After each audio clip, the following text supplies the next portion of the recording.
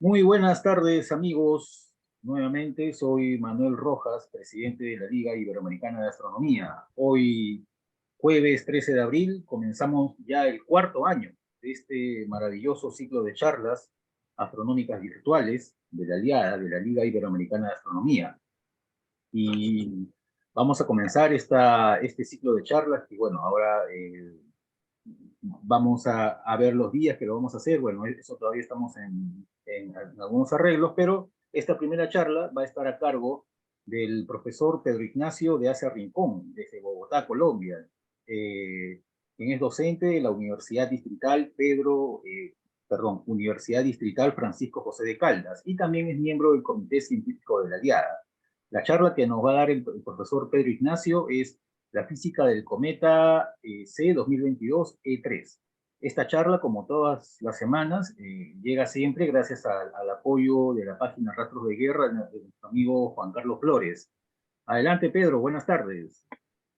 Buenas tardes, Manuel, nuestro presidente, y buenas tardes a Ignacio Ferrín, que es otro de los investigadores en física de los cometas, y a todos los miembros de la Aliada que están presentes y a los asistentes en los diversos países de América Latina. Hoy vamos a charlar un poco sobre el cometa C2022-E3 ZTF, que resultó ser un cometa más interesante de lo esperado. Un cometa con una leve fluctuación de su excentricidad alrededor de 1 y en consecuencia un semieje mayor difícil de confirmar. No es tan fácil de confirmar debido a esas variaciones que veremos cómo ocurren en las simulaciones que vamos a presentar hoy de su evolución dinámica. Aún así, este cometa exhibe una peculiar y extraña evolución dinámica que requiere un análisis más profundo, puesto que podría estar asociado con efectos producidos por el hipotético objeto planetario postulado por Konstantin Batygin de Caltech.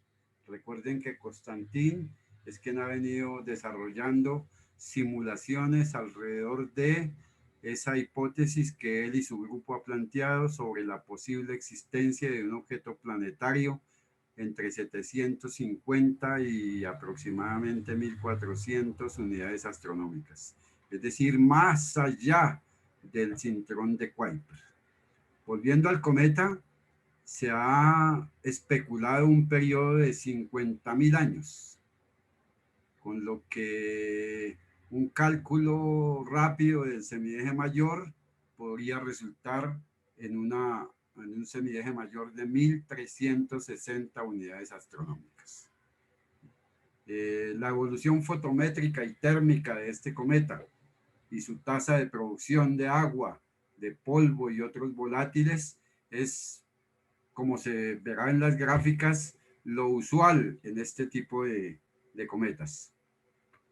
Las características orbitales de su movimiento en la zona del perihelio resultaron en una interacción con el viento solar y con el campo magnético solar, que ofreció a todos los observadores de los diversos puntos del planeta un espectáculo sin precedentes, que se ha podido confirmar en las imágenes obtenidas desde las diversas máquinas de observación científica, fundamentalmente las dedicadas a la observación cometaria. Los colores observados en este cometa, que en realidad son correspondientes a los colores del espectro visible electromagnético emitido, ¿sí? Y combinado con la reflexión del espectro electromagnético visible solar. Desde luego, estos colores observados son explicados, como en todos los cometas y en los objetos astrofísicos, desde los espectros que se obtienen desde las observaciones científicas. Su descubrimiento fue realizado por dos astrónomos, Bryce Bowley y Frank Marcy, usando la máquina denominada Zwicky Transit Facility, que recuerden que es las máquinas que se han venido recuperando de allá del Monte Palomar. Fue descubierto cuando el cometa estaba aproximadamente a una distancia del Sol con una magnitud de 17.3 y a una distancia de 4.3 unidades astronómicas.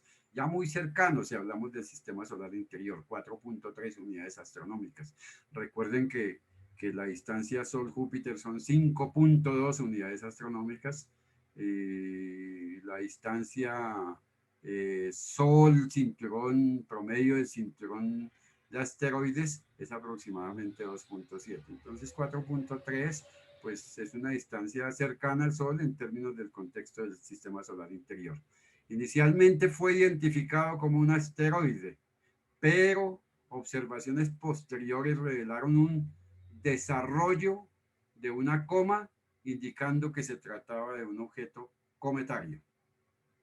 Entonces, en las máquinas, las legendarias máquinas de allá de Palomar fueron recuperadas. Recuerden que uno de los protagonistas y precursores de la recuperación de estas máquinas es precisamente un hombre que dedicó casi toda su vida al estudio de los cometas y de los objetos menores.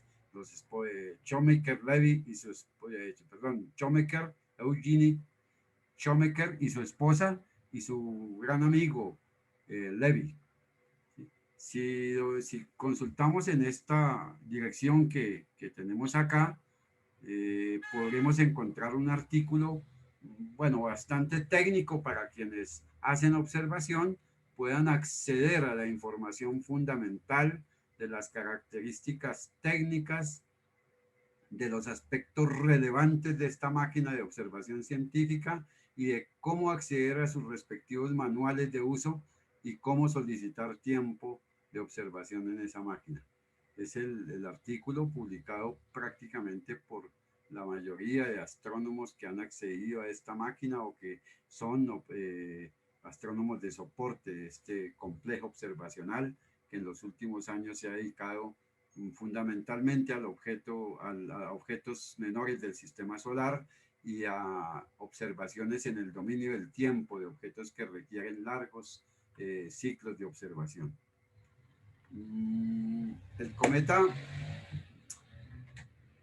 su paseo su movimiento aparente en el fondo estelar, lo mostramos aquí en una diapositiva obtenida desde el Stellarium para el 2023, observen la fecha, 2023-0201, o sea, es precisamente una fecha que corresponde al inicio del descenso en la curva de luz, en la fotometría del cometa, y pues también, desde luego, al inicio del descenso de la actividad fotométrica y térmica y de la producción de la tasa de producción de los diferentes materiales en su proceso de sublimación.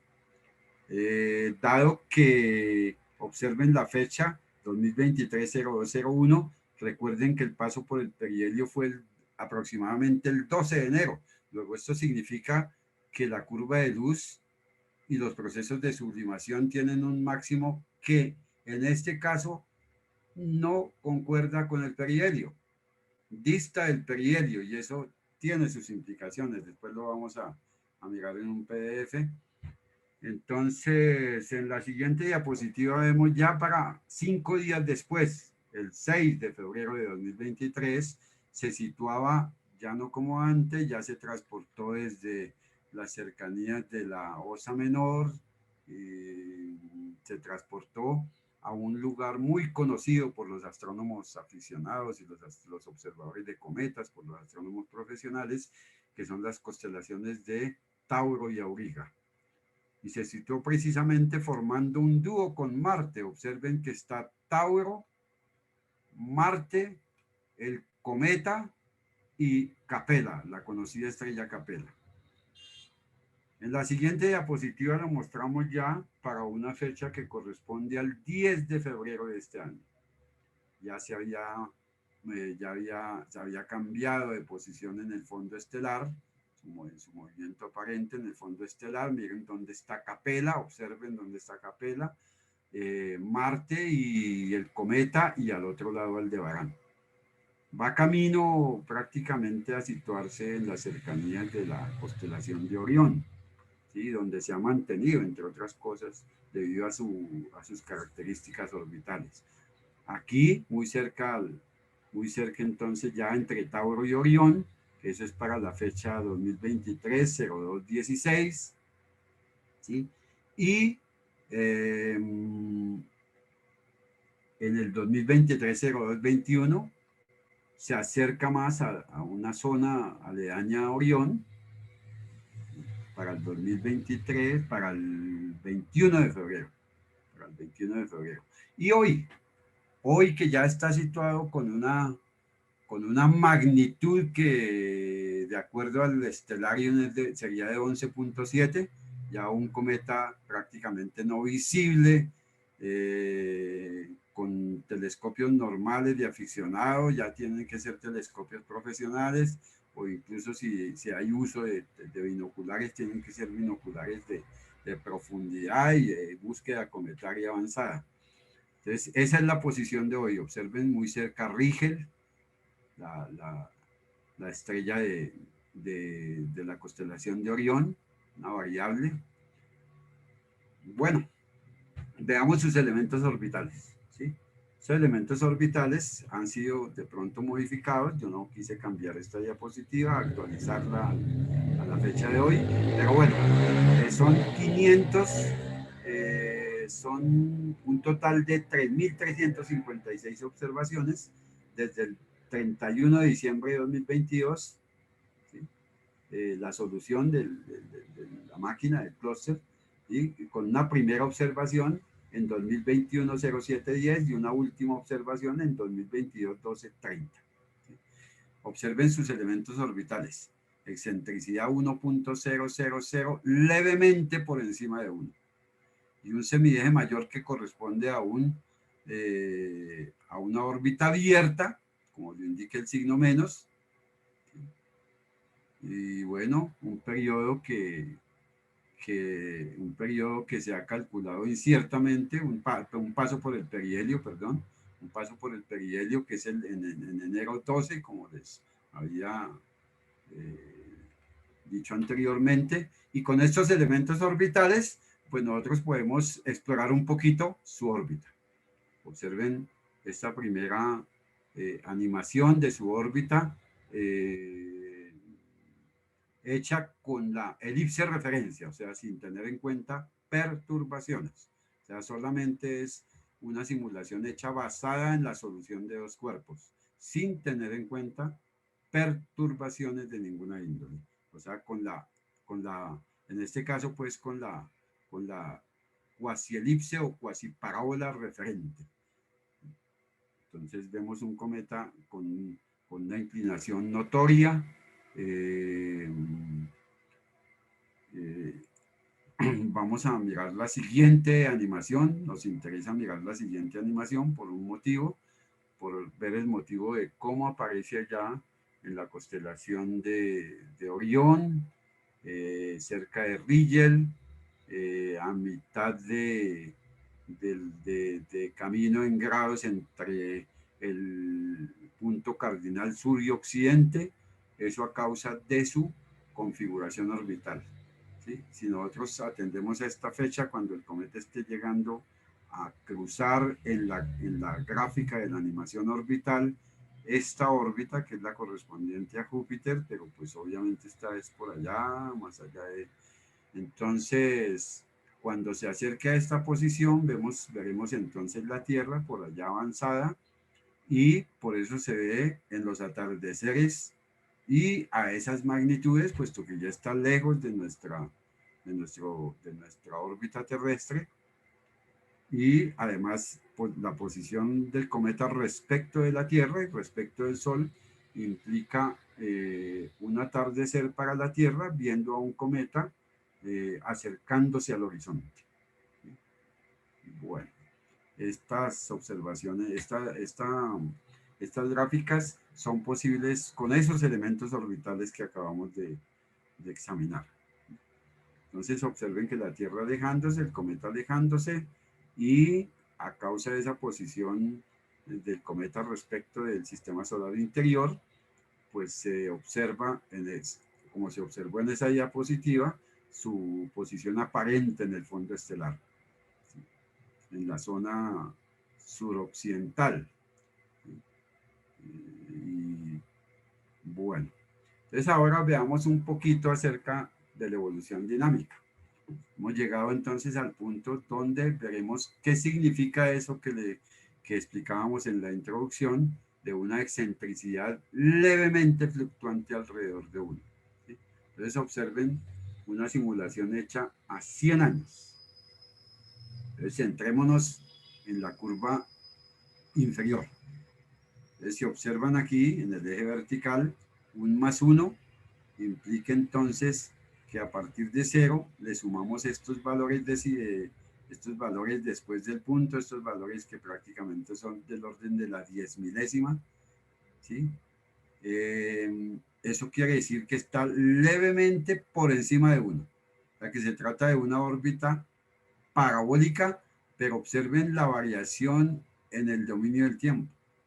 Una variación que, por ejemplo, acá, si tenemos en cuenta que es de 0 a 20 años, entonces esa variación lo conlleva allá muy cerquita de 1. Y continúa siendo una parábola. Pero acercándose aproximadamente a 10 años y un poco más de 10 años, observen bien que la curva muestra que el cometa en ese periodo va a entrar en una zona cuya excentricidad es menor que 1, o sea, va a estar probablemente moviéndose orbitalmente, capturado en el sistema solar. Pero sin embargo, miren cómo varía otra vez. ¿Sí? O sea, es una órbita con una excentricidad fluctuante alrededor de 1, lo que dijimos. ¿Sí? Y todo el tiempo está ahí, fluctuante alrededor de 1, y esa forma de comportarse como una especie de curva sinoidal o cosinoidal con algunas variaciones, implica una resonancia con respecto a objetos obviamente masivos. Por eso les decía en la introducción que probablemente tenga que ver con una doble interacción. ¿Con quién? Pues obviamente con el Sol, con los planetas gigantes interiores y con probables objetos masivos allá en las zonas más lejanas, más allá del cinturón de Kuiper.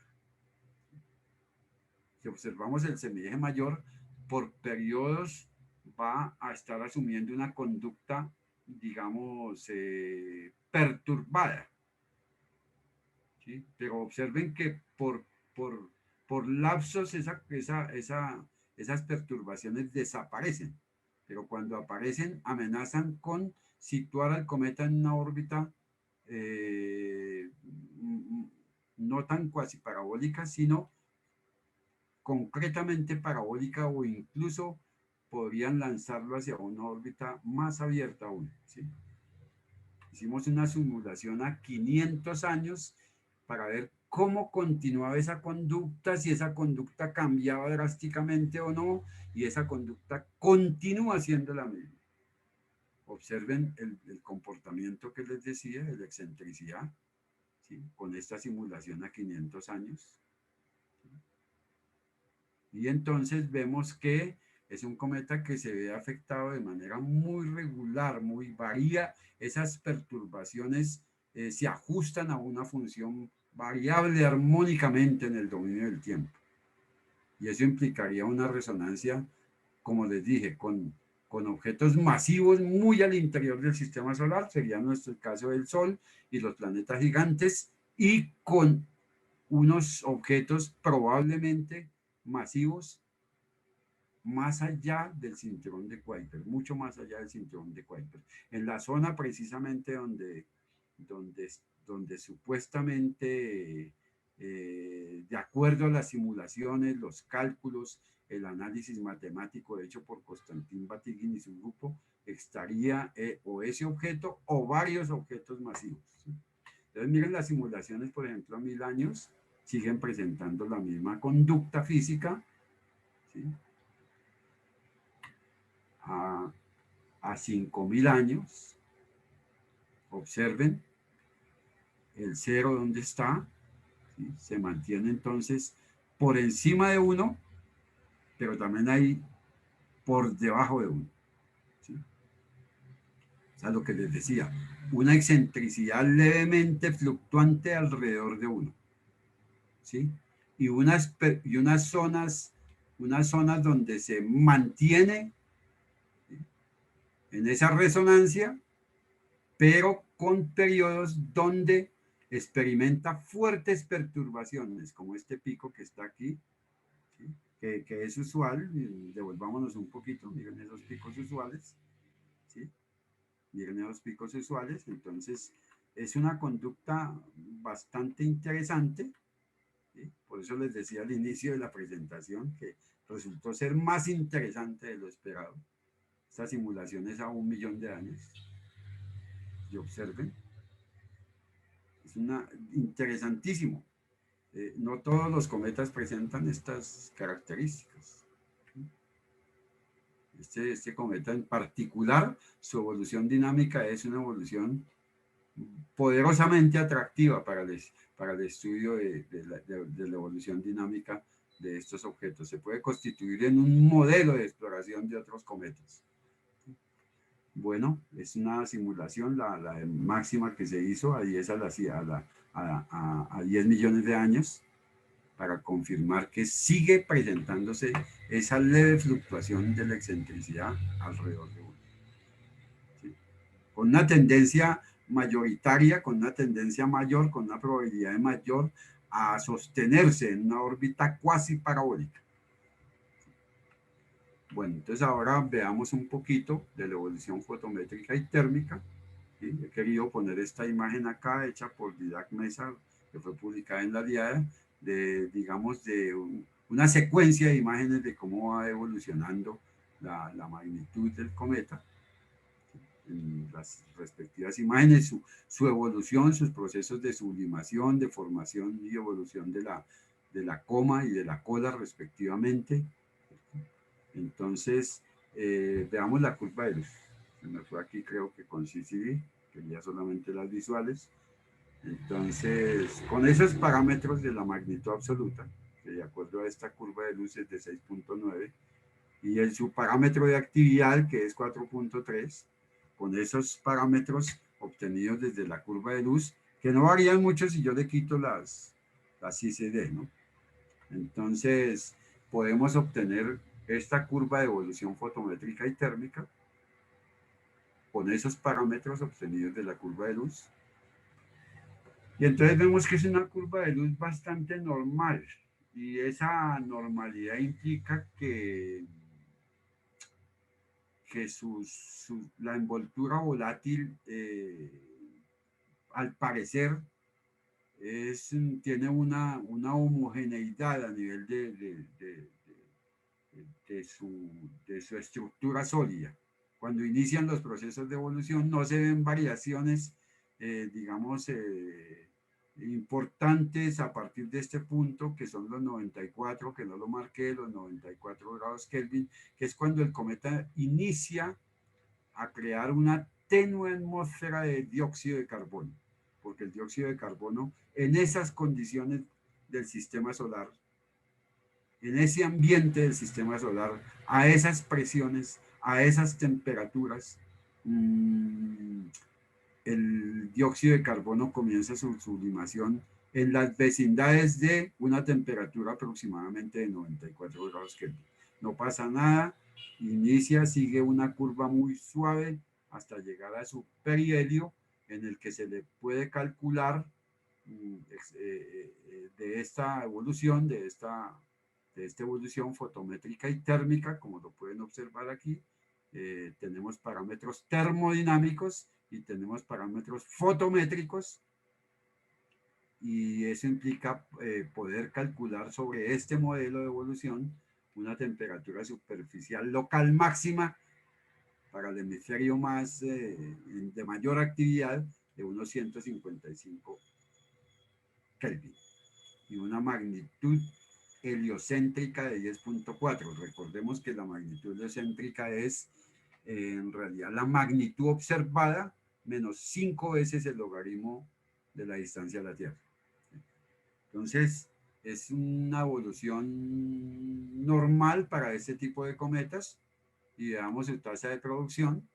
También es una evolución normal. Lo que se hizo fue incrustar toda esa evolución fotométrica y térmica en la ecuación de calibración de tasa de producción de agua y entonces se calcula a partir de este modelo una tasa de producción de agua del orden de 10 a la 28 moléculas por segundo, que en términos un poco más terrenales equivale a aproximadamente a 300 kilogramos por segundo. Es lo obvio en este cometa, dado que su perihelio era del orden de una unidad astronómica, no recuerdo. No, un poco menos, pero debido a su estructura interna, veamos, permítanme devolverme un poquito para mirar el perihelio, debido a su estructura interna, bueno, el perihelio, sí, 1.1, no estaba mal, 1.1 unidades astronómicas. Entonces es a una distancia de esas, pues realmente los procesos de sublimación no serían tan intensos como para producir situaciones, digamos, anómalas en la evolución de la tasa de producción de agua. Entonces tenemos una producción de agua, digamos, moderada, de acuerdo a sus elementos orbitales, porque pues obviamente esa tasa de producción de agua depende de esos elementos orbitales, dado que la transformación, la forma como se llegó a esta ecuación matemática proviene de la curva de luz. Recuerden, la curva de luz tiene la magnitud del radiovector R y él implica los elementos orbitales. O sea, realmente subyacentemente dentro de este modelo fotométrico y térmico y de tasa de producción de agua están subyacentemente metidos los elementos orbitales. Entonces, esta es una producción de agua normal para un cometa de este tipo. ¿Sí? Veamos un poquito las características físicas del cometa. Un núcleo cometario invisible desde las máquinas de observación, de un tamaño que fue calculado por diversos métodos y en promedio resulta ser un tamaño de 1 kilómetro de diámetro, recuerden, es diámetro.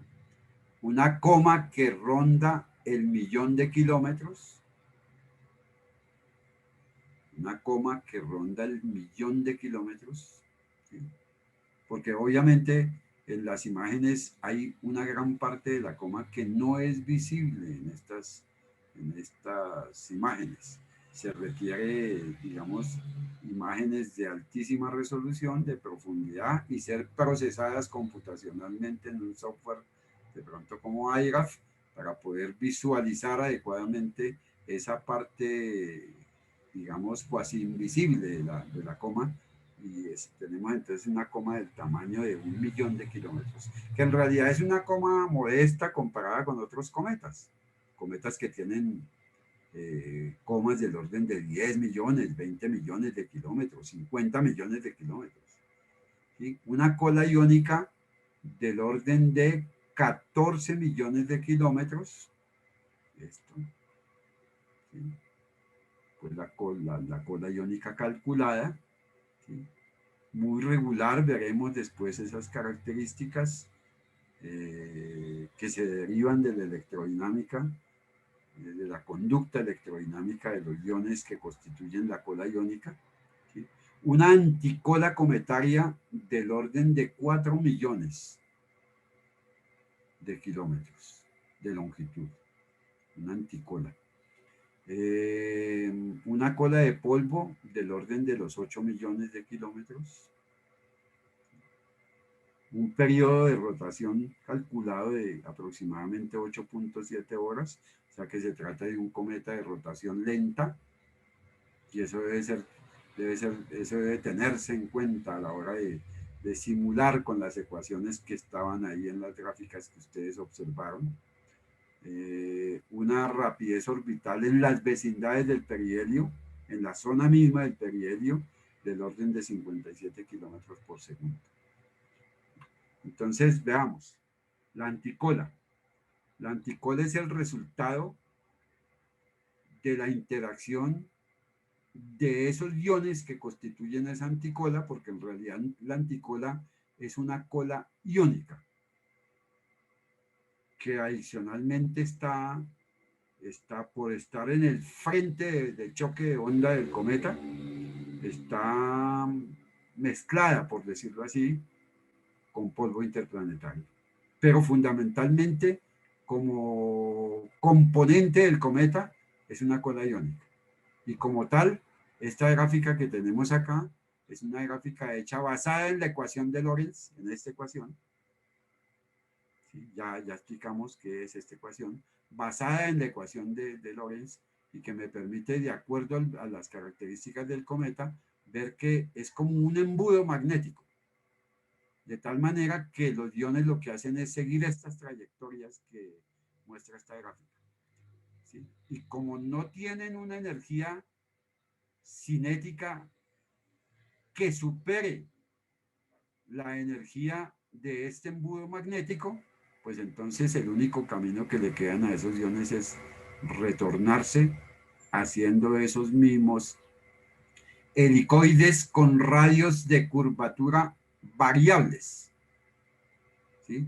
En la salida arrancan con un radio de curvatura muy grande que va disminuyendo porque es un radio de curvatura variable, el radio de giro ciclotrónico, porque son eventos no relativistas y por eso se llama ciclotrónico, dado que cuando son eventos relativistas se denominan radio de giro sincrotrónico, pero no es el caso de este.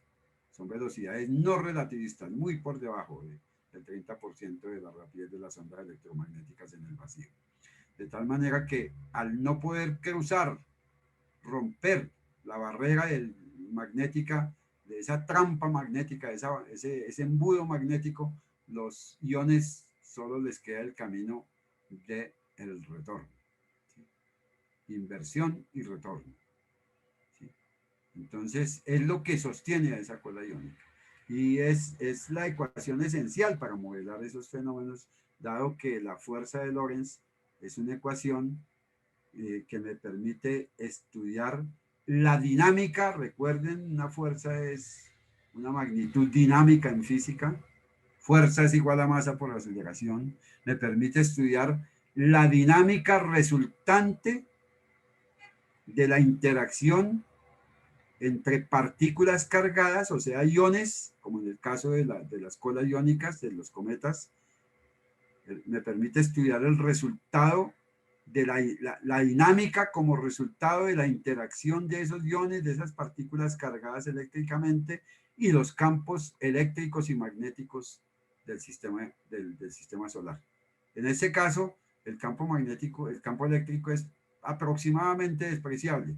El que juega un rol fundamental es el campo magnético, el vector de inducción magnética, el campo magnético que no solamente tiene una componente cuasi estática, sino que tiene una componente dinámica y una componente cuasi estática que viaja también con el sistema solar y que produce ese tipo de fenómenos cuando los iones de un cometa interactúan con ese campo magnético solar. Cuando son emitidos en esa dirección, aproximadamente hacia el Sol, y son sujetos, o mejor, son obligados a seguir la dinámica que les impone el campo magnético solar. Y ese es el resultado, y eso es lo que explica las anticolas cometarias, y con esas ecuaciones, pues obviamente adaptadas al fenómeno cometario, se hacen este tipo de simulaciones que nos permiten visualizar adecuadamente cómo es la conducta de esos iones alrededor de las líneas de campo magnético solar. Lo mismo ocurre con la cola iónica.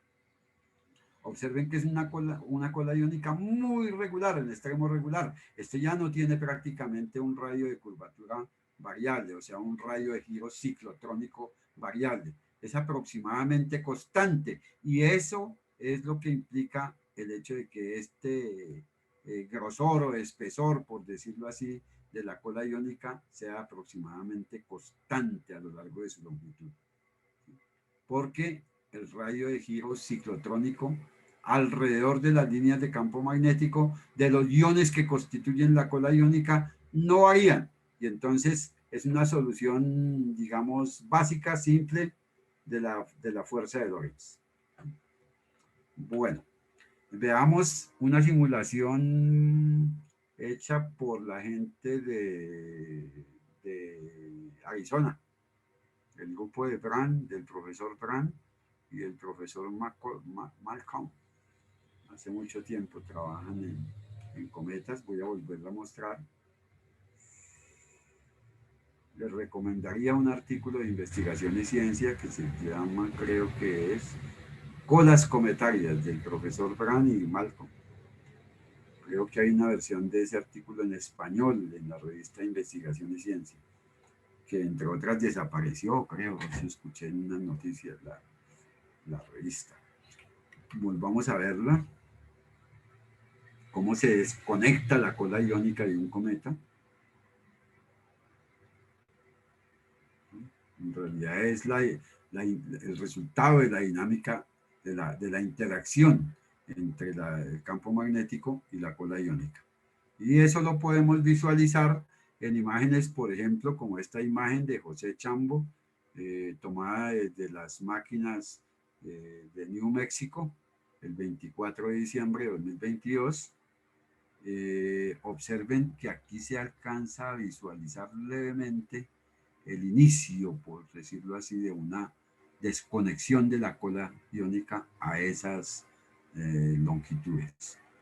Obviamente hay más imágenes, aquí no presentamos sino dos. Aquí unas variaciones, pues precisamente se debe a las variaciones de las líneas de campo magnético y por supuesto las desconexiones. Les quiero recordar que esas desconexiones ocurren cuando el cometa en su movimiento pasa de una zona de campo magnético a otra zona de campo magnético. El Sol tiene aproximadamente en promedio 4 zonas magnéticas. Una zona donde las líneas de campo entran hacia el Sol, tienen dirección y sentido hacia el Sol. Otra zona donde tienen dirección y sentido hacia fuera del Sol.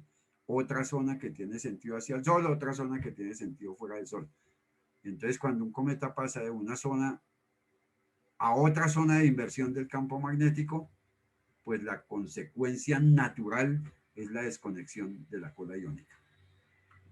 Las ecuaciones que rigen estas desconexiones de la cola iónica de un cometa son, por supuesto, la ecuación de campo magnético, la ecuación que sostiene el concepto de campo magnético congelado. ¿Qué es el concepto de campo magnético congelado? Se dice que cuando la rapidez de la materia, en este caso el plasma, el material ionizado, ¿sí? La rapidez de la materia respecto de las líneas de campo magnético es despreciable, entonces el campo magnético parece congelado en la materia. Y entonces la materia en su movimiento arrastra las líneas de campo. ¿Sí? Soluciones de esa ecuación de campo congelado se deben, por ejemplo, a Lundquist y Parker. Recuerden a Parker, que es el famoso hombre que en homenaje a él se le colocó el nombre a esa sonda que fue lanzada, digamos, es la sonda más sofisticada, con instrumentación científica más sofisticada que se ha lanzado a explorar la física solar. Bueno, entonces veamos una animación hecha por la gente de Arizona, ya la gente que trabaja ya en la estación Catalina, que es una estación dedicada a la investigación de objetos menores, asteroides y cometas. Veámosla nuevamente, muy interesante. la animación hecha con imágenes reales tomadas desde telescopios en tierra, que obviamente se parecen muchísimo a las simulaciones, observen. Y no es nada más ni nada menos esas imágenes, eso que estamos observando realmente es la física, concretamente la magnetohidrodinámica, concretamente las ecuaciones de campo congelado en acción, las soluciones de Parker en acción, mis estimados camaradas. Bueno, entremos ahora a la parte del colorido del cometa. Pero antes de hablar concretamente del cometa, repasemos un poquito el concepto de espectro visible, el rango visible del espectro electromagnético, ¿sí? Entonces, nuestro ojo realmente es como solemos decir en nuestras aulas universitarias, es un transformadorcito inverso de Fourier. ¿Qué quiere decir eso? Que la radiación electromagnética, cuya longitud de onda está aproximadamente entre 3.800 astron y 4.500 astron, cuando llega a nuestro ojo y es captada por nuestro ojo y es procesada ya mediante todas las herramientas que tiene nuestro ojo, nuestro transformadorcito inverso de Fourier, y es decodificada ya en el cerebro, nos produce la sensación de violeta. O por ejemplo, fotones de radiación electromagnética en el rango visible del espectro electromagnético, que estén entre 6.250 astron y 7.500 astron, llegarán a nuestros ojos y después de todo el procesamiento que le hace nuestro ojito, nos producirá en el cerebro la sensación de rojo. O sea, es decir, el ojo es una máquina de procesamiento sofisticada, porque recuerden que nosotros, por ejemplo, nos asomamos en un día lluvioso, en un día de llovizna, y miramos hacia el cielo y de pronto vemos el arco iris. Imaginen ese proceso que hace el ojo si nosotros vemos todo esto simultáneamente. Bueno, entonces ya que sabemos de dónde provienen, o sea, los fotones asociados, por ejemplo, digamos, azul cielo estaría entre los 4.850 y 5.000 astron. Por ejemplo, el amarillo estaría entre 5.650 y 5.900 astron. Son las longitudes de onda que tienen obviamente sus respectivas frecuencias, ¿sí? Recuerden que frecuencia por longitud de onda es igual a la rapidez de las ondas electromagnéticas, y la rapidez de las ondas electromagnéticas pues son 300.000 kilómetros por segundo, o 3 por 10 a la 8 metros por segundo, o 3 por 10 a la 10 centímetros por segundo, o 3 por 10 a la 11 milímetros por segundo. Todas esas cifras son equivalentes. Bueno, entonces ahora entremos a este espectro que fue tomado por los astrónomos de la India, utilizando su observatorio que ellos lo llamaron Cepheid, en homenaje a las cefeidas, pues descubiertas. Recuerden que la gran astrónoma Henrietta Leavitt fue la que construyó la eficiente y legendaria curva de calibración de las cefeidas variables, ¿no? Bueno, con esa máquina de observación científica que tienen los astrónomos de la India, tomaron este espectro. O sea, telescopio, espectroscopio, rejilla de difracción y bueno, etcétera, etcétera. Eso ya sería una charla que se explique cómo se hace para obtener un espectro de estos. Tiene que pasar la radiación electromagnética visible a través de una rejilla de difracción y ser captado en unos instrumentos digitales y bueno, bla, bla, bla, bla, bla, bla. Y entonces nosotros aquí en este espectro observamos que este espectro es tomado desde los 3.700, más o menos donde empieza el espectro visible, desde el violeta, hasta aproximadamente los 7.600. O sea, fue cubierto todo el espectro electromagnético visible, desde el violeta hasta el rojo intenso, de tal manera que se pudiera captar a través de ese espectro el origen de esa radiación electromagnética. ¿Sí? Entonces, vemos que los astrónomos de la India identifican los picos que normalmente se identifican en todos los cometas. Casi todos los cometas son riquísimos en CN. Por eso tienen ese pico prominente del cianógeno. Tienen unos picos enanos de CH, unos picos aproximadamente significativos de carbono 2, una línea de cielo, una línea que ellos no identificaron, pero que la he identificado como una línea del oxígeno 1, que es una línea prohibida, una transición prohibida. ¿Qué quiere decir prohibida? Que eso no se puede observar en el laboratorio aquí, en los laboratorios en Tierra, solamente ocurren por allá en esos ambientes del sistema solar, ¿sí? O en las galaxias, por ejemplo, en las vecindades de esos objetos supermasivos. La línea del NH2. Entonces entremos a mirar cómo es eso. Quise superponer la digitalización, es decir, la asignación de colores computacionalmente. O sea, se le dijo al computador cómo observa el ojo humano.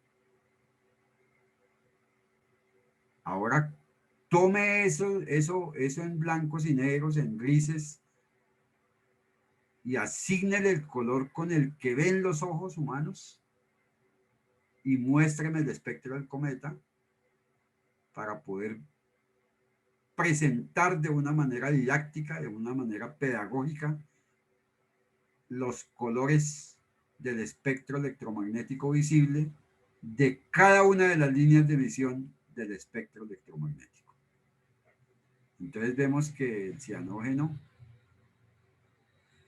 en sus fenómenos físicos, emite fundamentalmente fotones alrededor de 3.800 astros, que corresponden, o que mejor, si tuviéramos al cometa lo suficientemente cerca para que el ojo pueda ver en realidad ese espectro, entonces nos produciría la sensación de violeta. O por ejemplo el carbono 2, que nos produciría la sensación de verde. Este carbono 2 emitido acá con esta longitud de onda, ahora vemos cuál es. ¿Qué longitud de onda concretamente es? Está en la región y además tiene es una línea prominente, ¿no? Una línea intensa. Entonces nos produce una mayor verdosidad del cometa. ¿Sí? Entonces veamos la explicación. Veamos la explicación. ¿Qué es lo que ocurre con el carbono 2? Fundamentalmente con ese carbono 2 que está en las regiones más exteriores de la atmósfera cometaria, es decir, de la coma, y que ha llegado hasta allí con una característica, con unas velocidades, o sea, con una energía cinética mayor que las de otras nubes de carbono. Y entonces ese carbono 2, por esas condiciones, se ve excitado hiperfinamente.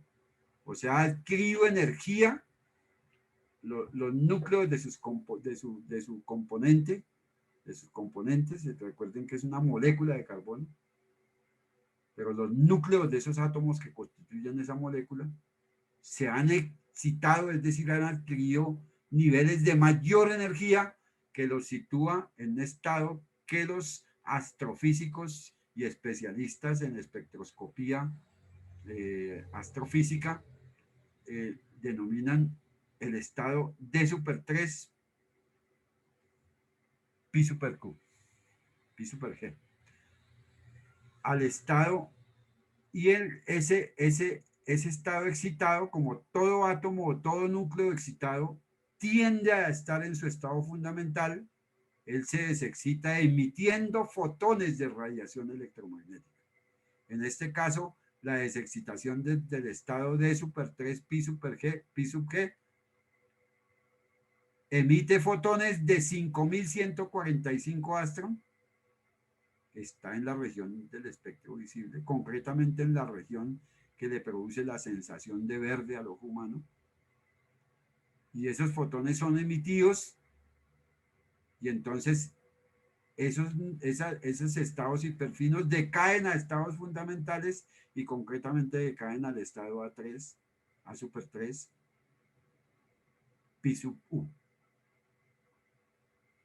Esto no había sido explicado. Recientemente se publicó un artículo, no exactamente por parte de astrofísicos dedicados a cometas, sino por parte de gente dedicada a la química computacional. Entonces observen que aquí trazaron las curvas de energía potencial correspondientes a esos respectivos estados excitados, a esos respectivos estados hiperfinos de excitación, mostrando entonces que esas excitaciones van hasta el estado de E super 3, pi sub g, y que decayendo relajadamente se sitúan en una curva potencial del estado precisamente el D super 3 pi sub g. Y situados ahí los diversos subestados, por decirlo así, por eso los han marcado aquí los autores de ese artículo, Yasmin Borsovsky. ¿Sí? Esto está publicado por allá. Ahorita de pronto en la zona de preguntas les muestro el artículo. Está publicado en esta revista. ¿Sí? Y entonces todos esos estados decaen hacia el estado A super 3 pi sub A, produciendo una enorme cascada de fotones, todos alrededor de esa longitud de onda que ustedes vieron antes, 5145 astros, que produce la sensación de verde en el ojo. Muchos cometas tienen ese tipo de transiciones, por ejemplo el Lovejoy. El Lovejoy fue un cometa verde también.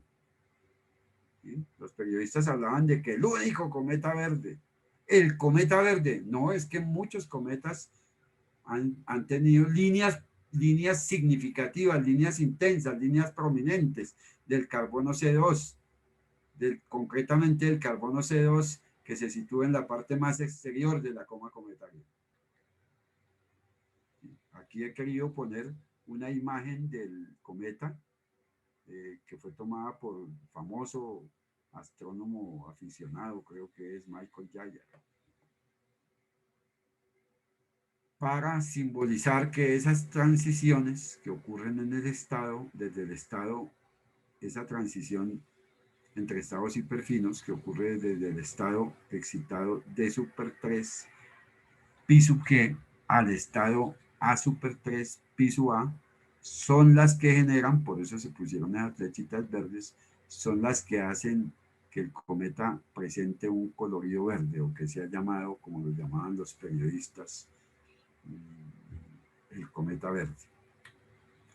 Veamos otras líneas, la del carbono, por ejemplo. La del carbono también son estados, son provenientes. Bueno, se me olvidaba decirles algo muy importante. Este tipo de excitaciones, ¿qué son? Excitaciones vibracionales y excitaciones rotacionales. O sea, en ese ambiente colisional, en ese ambiente de bombardeo permanente de radiación electromagnética solar, o sea, la radiación que proviene del Sol, esas moléculas de carbono 2 absorben selectivamente radiación electromagnética o están en un ambiente colisional, ¿cierto? Que los hace hacen que esa molécula oscile más alrededor de sus posiciones de equilibrio y rote más alrededor de su eje de rotación, y cuando tienden a su estado fundamental lo hacen cayendo a ese estado donde sus estados rotacionales y vibracionales son los fundamentales.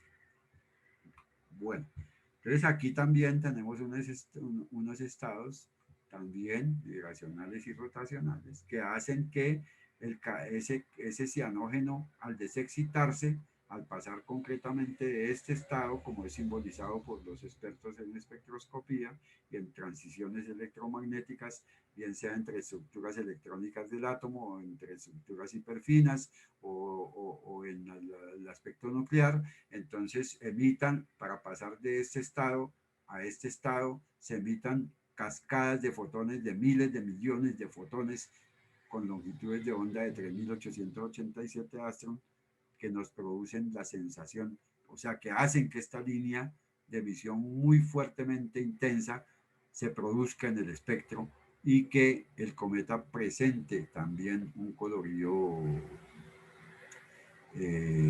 violeta. ¿Sí? Observen que si, les voy a decir algo, bueno, tienen que hacer un acto de fe. Si nosotros calculamos el flujo, o sea, el área bajo la curva de esta línea, y hacemos un poco de operaciones con mecánica cuántica y no sé qué diablos, y también hacemos lo mismo aquí, calculamos el área bajo la curva y hacemos todo eso, un cálculo para calcular el flujo de la línea. Entonces vamos a encontrar que este flujo es mayor que el de esta línea y que además por ser muy cercano a la región ultravioleta, eso también juega un rol muy importante, y entonces el cometa termina viéndose fundamentalmente verde. Que la gente diga, bueno, y si la línea del cianuro no es tan intensa, ¿por qué no veo el color violeta? Por esos motivos. Bueno, ¿qué más hay por acá? La línea que yo les dije que no habían identificado los astrónomos indios, y yo me tomé el trabajito de identificarla, y entonces este pico enano se trata de la línea de emisión producida por la excitación entre subniveles de el oxígeno 1. Astrofísicamente se le pone esta barrita en números romanos, pues es el oxígeno tal cual, ¿sí? O sea, no ionizado. Y entonces cuando está excitado ocurre una transición desde el estado 1S hasta el estado 3P, y eso hace que se emitan fotones, miles de millones de fotones en 6.300 astro. Y eso nos produce una sensación de rojo, un rojo como oscurito, como casi naranja, como rojo, como que sí, como que no. Esta transición produce esos miles de millones de fotones, hacen que aparezca esta línea de emisión, ¿sí? Y entonces se tiene esa emisión de fotones en 6.300 astros. Bueno, muy amables mis estimados camaradas por haberme escuchado en esta corta charla, pero que espero les haya ilustrado en algo la imagen de ese cometa tan publicitado en las redes sociales y con el que se especuló demasiado en los medios, y con el cometa que los astrónomos estaban obviamente extremadamente felices.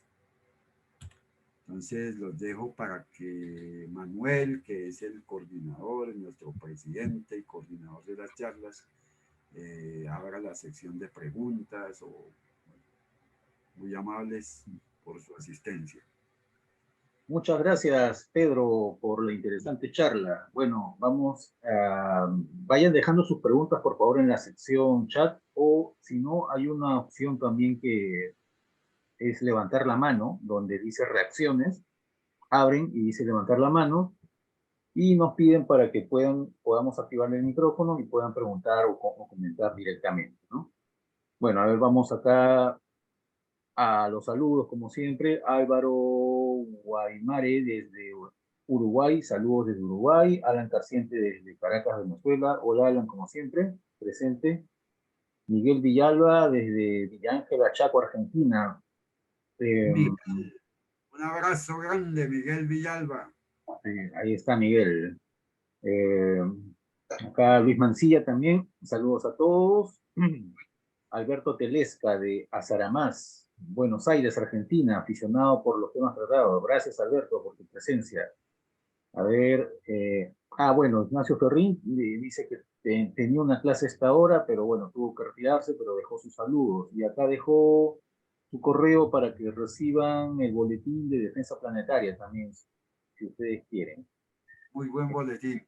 Sí, sí, así que por favor escríbanle a Ignacio Ferrín y él se los va a agregar a su lista para que puedan recibir el boletín. Acá Pedro Ignacio dice, excelente charla, pero me tengo que ir porque tengo una clase a las 7, de 7 horas de Colombia. Después hablamos. Excelente.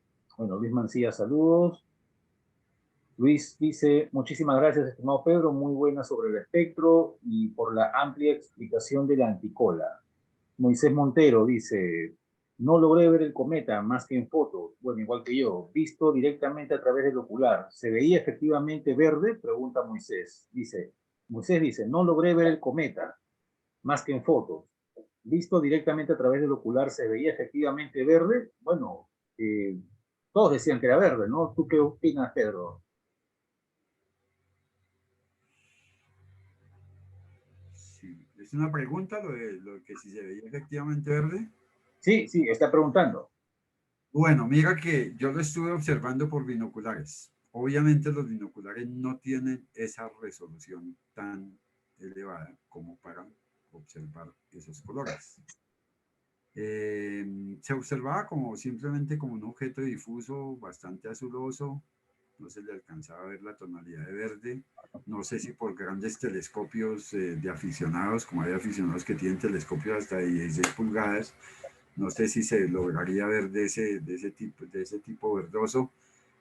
También hay que tener en cuenta, digamos, la estructura del ojo humano y el papel de los bastones y de otro elemento que hay, que impide a ciertas distancias, más allá de ciertas distancias, que el ojo resuelva el color. Por Bien. eso fundamentalmente les decía que esas imágenes previamente se les ha calibrado con una codificación de acuerdo a los colores del espectro electromagnético, para que resaltar la forma como nosotros pudiéramos ver si pudiéramos situarnos muy cerca del objeto. Bien. Bueno, acá Luis Mancilla agrega, es en realidad mucho más claro el verde en la fotografía por encima del ojo. Dice, en realidad mucho más claro el verde en la fotografía que por encima del ojo. Bueno, sí. Bueno, yo personalmente me permito hacer un comentario. Yo he visto algunos cometas y la verdad que creo que varios de ellos que recuerde tienen esa tendencia al verde, al verdoso, no son digamos, del todo blanco, gris, como uno se lo imagina en fotos, o azulados al menos, ¿no? Esa es mi impresión. O a lo mejor Luis desea comentar, Luis, a ver, te activo el micrófono, a ver dónde está. Vamos a ver, acá para que nos comente. Luis.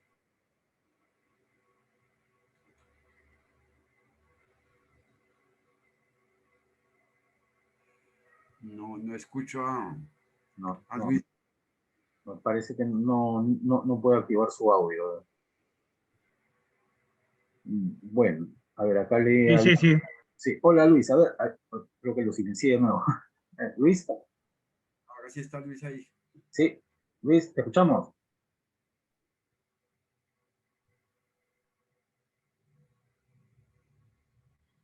No, parece que no, no sé, en algún momento pensé que lo había escuchado. Sí, sí, sí, no, se le escuchó, pero un segundo nomás, medio segundo se le escuchó. Bueno, a ver, mientras esperamos que pueda activar su audio. Yo tengo una consulta personal, Pedro. Este cometa... Hola. Ah, Luis, adelante, Luis. Bueno, se entrecortó justo la comunicación. Eh, en casi 40, no, casi 55 años de observar cometas, la observación, el color, digamos, de los cometas es una cuestión tan sutil, mucho más sutil que aún el color de las estrellas. Atendiendo mucho público, uno se da cuenta de que no todos pueden notar el color de los astros. Por lo general es una cuestión de educar el ojo, ¿no? una cuestión de educación.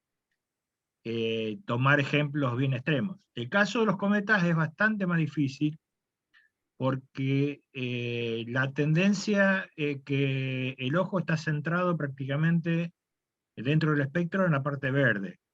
Ahora, el ojo lo interpreta normalmente con una observación, digamos, estándar, que no es de un cielo perfecto, es que tiene una coloración muy, digamos, agrisada, y con una pequeña tendencia a verlo verdoso, porque es justamente el punto más sensible del ojo humano.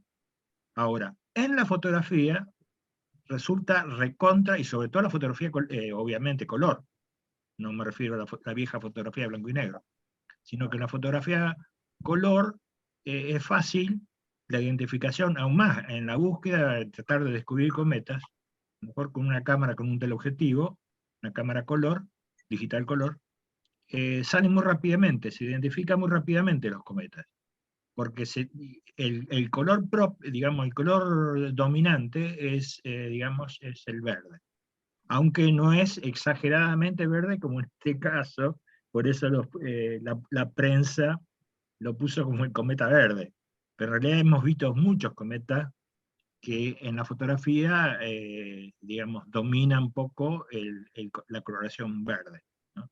Un poco está explicado por lo que nos cuenta Pedro con relación al espectro, que es justamente el C2 está dominando justamente esa región, por lo cual todos los cometas, en su mayoría, lo vamos a registrar con una cámara color justamente como verde, ¿no?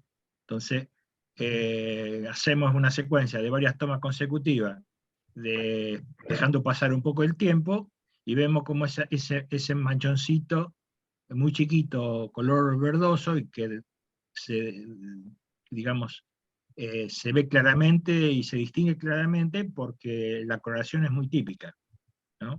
Por eso que se puede diferenciar rápidamente de un asteroide o cualquier otro tipo de objeto. Nada más que eso para comentar. Muchas gracias. Luis, Muy amable, Luis, gracias. sí, Luis, si estás ahí, por favor, yo solamente quería consultar lo siguiente. ¿Esto del color depende del diámetro del instrumento? Porque, bueno, yo personalmente siempre leo en varios sitios que la nebulosa de Orión la ven verde. Yo, sinceramente, personalmente, después de haberla visto con varios telescopios, nunca la veo verde, siempre la veo gris. ¿Qué podrías decir con respecto a eso? ¿Depende mucho de la persona? ¿Es apreciación personal de cada uno? ¿Cómo se podría definir eso? Y eso es básicamente, por ejemplo, yo cuando por primera vez observé la nebulosa de Orión, lo hice con el telescopio, un refractor de 10 centímetros, no, o de 8 centímetros, el de 10 centímetros, que es el tubo de bronce que está en el CODE, que pertenecía al profesor Victorio Capolongo. Yo recuerdo que es un blanco lechoso y que tenía una pequeña tendencia a algo rojizo, lo cual es comprensible porque la nebulosa de Orión básicamente es emisión de hidrógeno, ¿no? H-alfa, línea H-alfa del hidrógeno. Claro, tiene que ver justamente, exactamente, Pedro, correctamente. Tiene que ver con el H-alfa, una de las líneas de Balmer, que es el dominante. Y si, cuando hay presencia de hidrógeno, obviamente son rojizas. Pero en la observación, yendo a la observación del aficionado, yendo a la observación, digamos, de que aquel que todavía no tiene tantas horas de entrenamiento, obviamente uno puede ver más brillante, menos brillante, más blanquecino o algo de coloración, pero evidentemente también tiene que ver con la educación. La educación significa todo ese proceso que necesitamos los aficionados, de estar observando en condiciones de oscuridad, de adaptación primero de la vista, después, por ejemplo, estudiar una buena cantidad de estrellas de distintos colores que tienen con los espectros bien definidos, y uno entonces va educando al ojo a los distintos colores, siendo siempre cosas muy sutiles, porque no hay no hay una paleta de colores, digamos, que se pueda, digamos, comparar. Esos por ejemplo, es lo mismo que tomar, ver Betelgeuse o ver Aldebarán, después ver distintas estrellas rojas, después pasar a estrellas tipo solar, tipo G, son tipo color amarilla, y todo ese proceso, o irse a las azules, todo ese proceso en realidad son son colores muy sutiles. El ojo, que es una herramienta muy poderosa, no tiene la resolución, pero sí tiene la capacidad de ser educada, y la capacidad aún más, la capacidad de medir las magnitudes. Cuando se hace estrellas variables, uno aprende a tomar de referencia las estrellas que son las estrellas patrones, o las estrellas de comparación, que también utilizamos para determinar las magnitudes en los cometas. También el ojo tiene una precisión bastante alta. Yo particularmente trabajé cerca de 30 años en el laboratorio fotográfico profesional, y sobre todo en el tiempo de utilizar ampliadoras. El ojo tiene la capacidad justamente de determinar el tiempo de exposición, ¿no? Tanto para la cuestión de la fotografía, de la astrofotografía, como también dentro de un laboratorio fotográfico, ¿no? O sea, dentro de un cuarto oscuro con una ampliadora, y sin necesidad de un fotómetro para medir intensidad de luz y poder determinar tiempo, abertura, digamos, diafragma y velocidad y tiempo de exposición. Son digamos, los que venimos de la vieja, de la vieja escuela, digamos, nos resulta más fácil. Bueno, los más jóvenes tienen allanados muchas cuestiones, y también, deberían de algún modo, digamos, tener algún capacitador cercano justamente para ver esta cuestión de los colores. ¿Mm? Lástima la distancia y a veces la falta de tiempo, pero en mi vida he preparado a mucha gente, muchísima gente, que ha seguido haciendo astronomía en distintas áreas, pero siempre necesitamos, como los más viejos, tuvimos nuestros capacitadores, de poder poner en práctica todas estas cuestiones, ¿no? Justamente el tema del color es fundamental. No sé si he sido claro. Gracias Luis. Gracias Luis. Acá voy a regresar a un comentario que han dejado Gastón. Dice lo siguiente: primera vez en este tipo de charlas. Bueno, bienvenido Gastón, gracias. Y me resulta muy buena y de mucho aprendizaje. La parte donde explicó el procedimiento de la cola iónica me parece increíble. Gracias por esta charla desde Argentina. Bueno, Gastón, bienvenido a las charlas guiadas. Vamos a estar aquí todas las semanas. Únete a nuestras redes sociales, que las vamos a mostrar al final para que estés al tanto de todas nuestras actividades. Bueno, yo personalmente tengo una pregunta para Pedro. De este cometa se dijo, la prensa dijo dos cosas.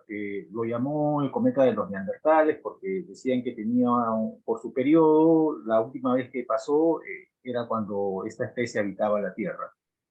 Y por allí también dijeron que era la primera vez que este cometa se aproximaba al Sol. En realidad, ¿qué se puede decir con respecto a esto, ¿no? Incluso también por ahí leí en algo de la prensa que pasaba por única vez, dependiendo del tipo de órbita, ¿no? Una órbita muy abierta que hacía que el cometa tan solo ingrese por única vez al sistema solar y luego ya se iba para siempre, ¿no? No sé si Pedro podría, por favor, ilustrarnos en este aspecto, por favor. Bueno, es incierto. Miremos las gráficas, no sé si todavía estarán. Sí, ¿lo Está puedes poner en pantalla completa, por favor? activa la presentación. A ver, lo pongo en pantalla completa. No, no deja poner en pantalla completa. Bueno, pero lo están viendo ahí, sí. Sí, sí, sí, lo vemos ahí. Recuerden que estas simulaciones, por ejemplo, esta concretamente está hecha a 1.000.000 de años. Y entre otras todas las simulaciones, desde que se hacen las simulaciones, por ejemplo, estas 100 años, ¿sí? Observen que la excentricidad fluctúa en valores, lo que yo les decía, muy cercanos a 1. Por ejemplo, digamos, el mayor valor acá es 1.0003. Por eso en muchos comunicados decían una órbita cuasi parabólica, ¿sí? Y además de eso, pues no se mantiene ahí constante. Miren que baja y cae hacia una órbita elíptica. Entonces, todo lo que se diga de la evolución dinámica es impredecible. En realidad son especulaciones lo que se hable sobre esa órbita. Porque es una órbita cuya excentricidad fluctúa. No sabemos qué va a pasar con esa órbita, si se va a quedar estable en una órbita parabólica, si se va a quedar estable en una órbita elíptica, si se va a ir a una órbita hiperbólica. Nosotros no sabemos qué vaya a pasar. Es un cometa, entre otras cosas, con una dinámica caótica y compleja. Y recuerden que esos fenómenos complejos son impredecibles. Entonces, todo lo que se ha hablado de que es que pasó una vez, de que va a volver a pasar, de que son especulaciones. Se requieren múltiples simulaciones y observaciones.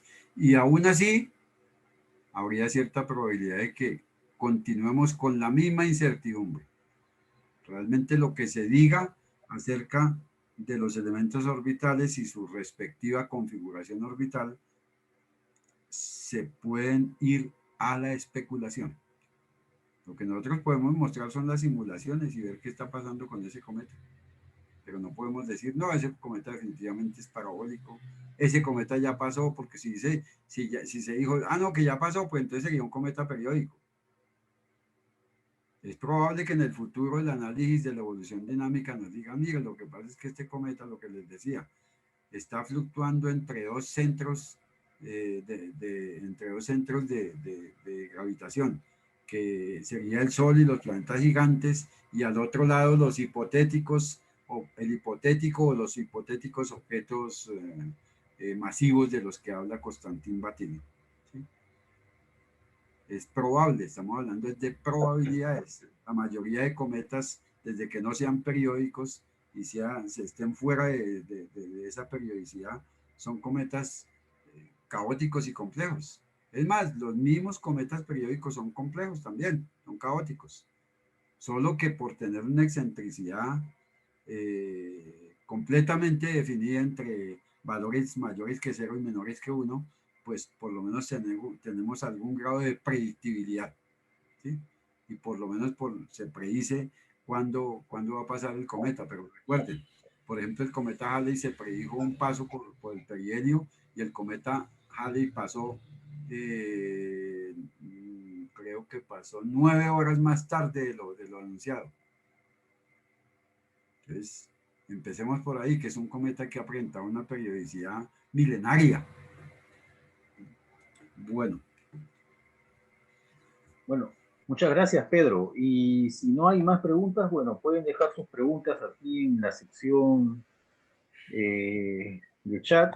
Y si no hay más preguntas por el momento, entonces vamos a los créditos finales. A ver, voy a compartir mi pantalla, por favor, un momento, Pedro. Sí, tranquilo. Voy a ver cómo es esto.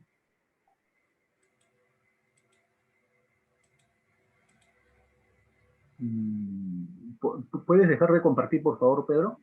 Un momento. A ver, pero no tengo esa... Creo que te silencié. Ya, ahora sí te reactivo el audio, pero quería dejar de compartir. A ver. Reactiva tu audio, por favor, porque sin querer te silencié. Bueno, a ver, vamos a ver cómo puedo hacer acá.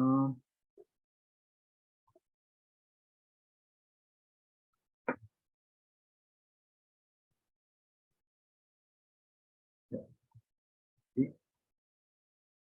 A ver, Pedro, reactiva tu audio, por favor, porque involuntariamente te silencié.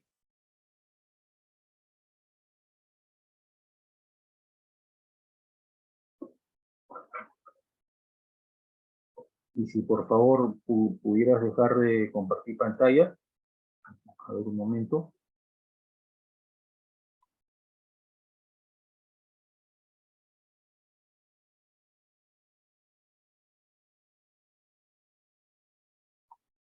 Ya. Pedro, por favor activa tu audio porque sin querer te silencié. Listo ya. Ya, ahora sí. Bueno, entonces voy a compartir yo un momento. A ver. Ya.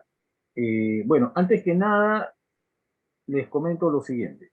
El día de hoy, el profesor Jorge Kovlan, y a esta hora, les voy a leer lo siguiente, un bonito mensaje una bonita noticia de la cual tuve tuve referencia esta tarde.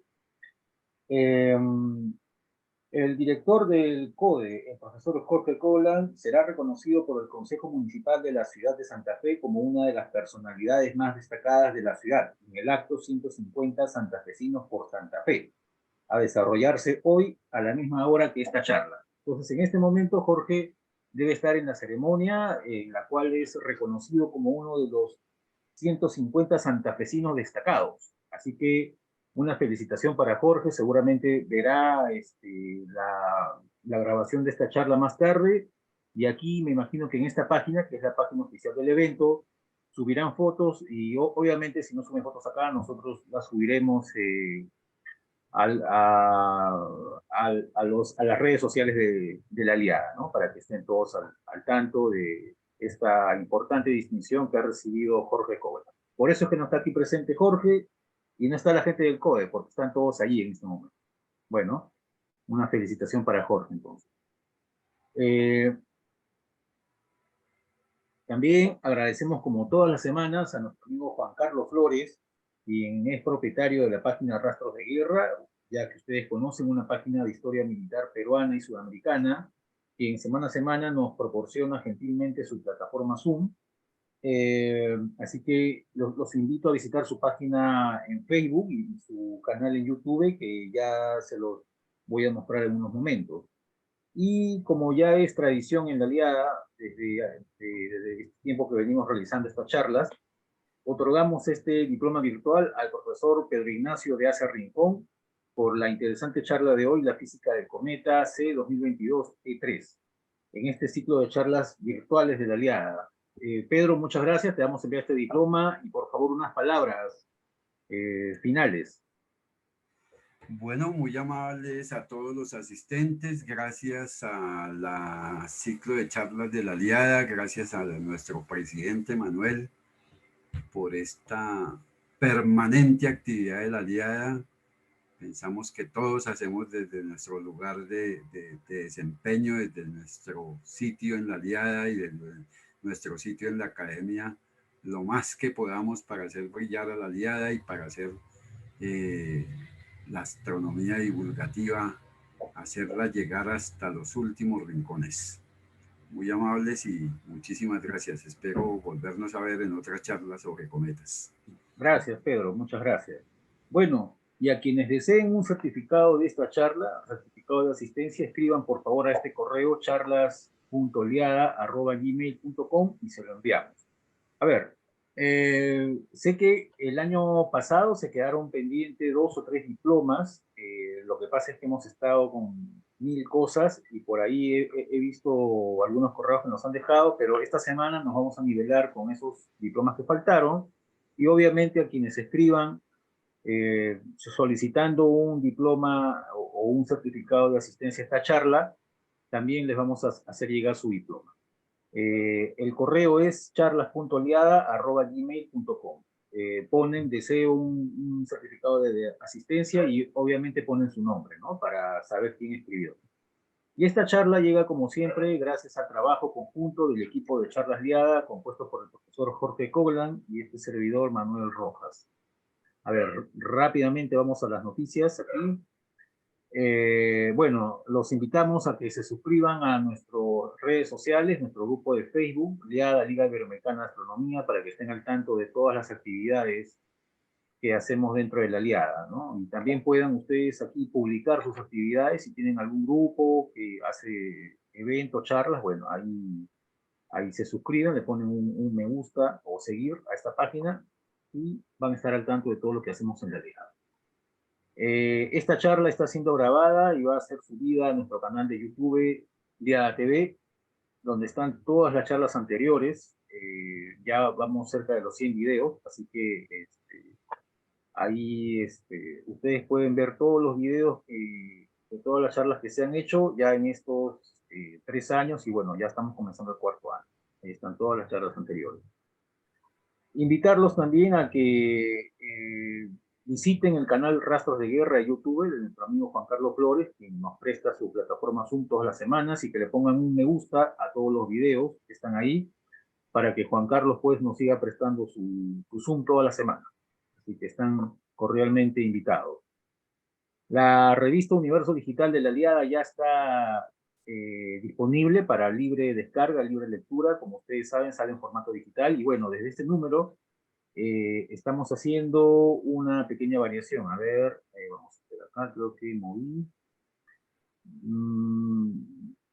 Aquí está. Contenido. Entran a contenido. Ya. Bueno, cada artículo está por separado. Ustedes pueden abrir un artículo en especial y lo pueden leer en línea. No sé si haya la opción de descargar. Sí, me parece que sí. Aquí está.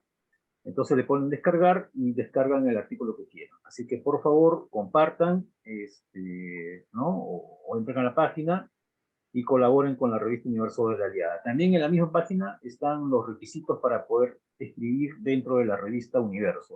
Y finalmente recomendarles la página de la sección lunar de la Aliada, que es trabaja en alianza con la Sociedad Lunar Argentina, y que ellos los días sábados, si no me equivoco, también presentan un ciclo de charlas. Así que si están ansiosos de tener más charlas astronómicas para ustedes, bueno, entren al canal de la Sociedad Lunar Argentina, y todas las semanas tienen su sección Café Lunar, que son de charlas. La próxima semana, a ver, finalmente, ahora sí para terminar, la próxima semana tenemos la charla denominada, a ver un segundo, la charla denominada Cielos Oscuros, Patrimonio Natural vinculado a nuestra cultura, que estará a cargo de Vanessa Navarrete, compatriota mía. Así que el próximo jueves a las 6 de la tarde, a las 18 horas Perú, Colombia, nos volvemos a conectar. Bueno, vamos a abrir ahora sí los micrófonos para que todos puedan ahí despedirse, comentar, y vamos a leer los últimos mensajes, a ver qué han dejado. A ver acá. Bueno, felicitaciones. Están pendientes, sí, Alan, te voy a mandar tu certificado. Saludos a todos, abrazos, nos vemos en la próxima, dice Luis Mancilla. Gastón dice gracias. Bueno, amigos, muchas gracias. Nos vemos la próxima semana en una nueva charla de la Aliada, y que tengan buenas noches todos. Nos vemos. Chao, chao. Buenas noches. Chao, gracias. Nos vemos. Chao, Pedro. Gracias. Que estés muy bien. Chao, gracias. Un abrazo. Un abrazo, nos vemos. Chao.